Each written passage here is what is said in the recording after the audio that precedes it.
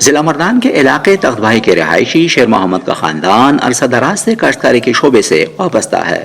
سبزی، پھل اور فصلوں کی کاشت کے لیے آبپاشی کے انتظام کے لیے وہ روایتی طریقے استعمال کرتے تھے، تاہم ملک بھر میں بجلی کے فراہمی میں خلل کا معمول اور ایندھن کے مہنگا ہونے کے بعد انہوں نے فصلوں کو سیراب کرنے کے لیے اپنی زمینوں پر شمسی توانائی کا سہارا لے لیا ہے۔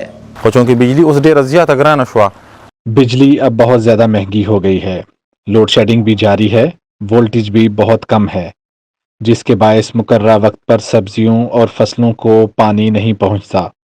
نہری نظام بھی مکمل ختم ہو گیا ہے، اب نہر کا پانی ہماری زمینوں تک نہیں پہنچتا۔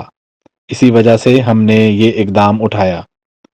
یہ بہت فائدہ مند ہے کیونکہ ایک دفعہ کی انویسٹمنٹ تو ہو جاتی ہے، لیکن لانگ ٹرم میں بجلی کے خرچوں بلوں سے چھٹکارا مل جاتا ہے۔ اس کے علاوہ اس سے گھر کو بھی بجلی فراہم کی جا سکتی ہے۔ انہی وجوہات کے باعث دیگر کاروباری طبقہ بھی پریشانی کا شکار ہے۔ طاہر عباسی اسلام آباد میں دودھ اور دہی فروخت کرتے ہیں۔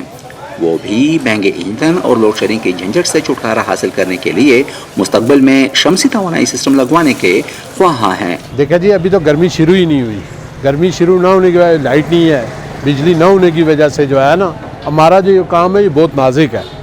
اس کا جو ہے نا مطلب اگر لائٹ نہیں ہوگی تو دودھ خراب ہو جائے گا، دہی کا ذائقہ بدل جائے گا، اور جو ہمارے بس میں ہے وہ کیا جنریٹر ہم افورڈ نہیں کر سکتے۔ سولو کام جو ہے نا اس کے لیے ہم کوشش کر رہے ہیں کہ جو ہے نا اپنے تھوڑے بہت پیسے اکٹھا کر کے نہ تو کچھ اس کے لیے جو ہے نا اپنے اس کاروبار چھوٹے سے کاروبار کے لیے کچھ مطلب جو ہے نا اس کو ترقی دے سکیں۔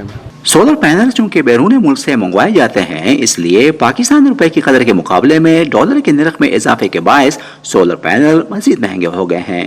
اس کاروبار سے منسلک تاجروں کا کہنا ہے کہ تیزی سے زوال پذیر معاشی صورتحال کے پیش نظر انہیں سولر پینلز درآمد کرنے میں شدید مشکلات کا سامنا ہے، تاہم وہ اس بات پر بھی زور دیتے ہیں کہ سولر سسٹم مہنگا ہونے کے باوجود مستقبل میں ہر گھر کی ضرورت ہوگی۔ ایک عام شہری کے لیے سولر لگانا اتنا ہی ضروری ہے جتنا اس کے لیے کھانا پینا ہے یا گھر کی جو باقی چیزیں ہیں وہ ضروری ہیں، کیونکہ ایک تو انرجی کا جو کرائسس ہے، جو بحران جو توانائی کا پیدا ہو رہا ہے اس کی وجہ سے، اور دوسرے نمبر پہ جو موجودہ حالات میں جو ہمارے پاس اویلیبل ریسورسز ہیں پاور پروڈکشن کے، ان کے اوپر بھی کاسٹ زیادہ آتی جا رہی ہے۔ ماہرین کا کہنا ہے کہ پالیسی ساز سولر انرجی کو عام لوگوں کی پہنچ میں لانے کے لیے کام کر رہے ہیں۔ گورنمنٹ سولر جو بجلی ہے اس کو بہت زیادہ انکریج کر رہی ہے۔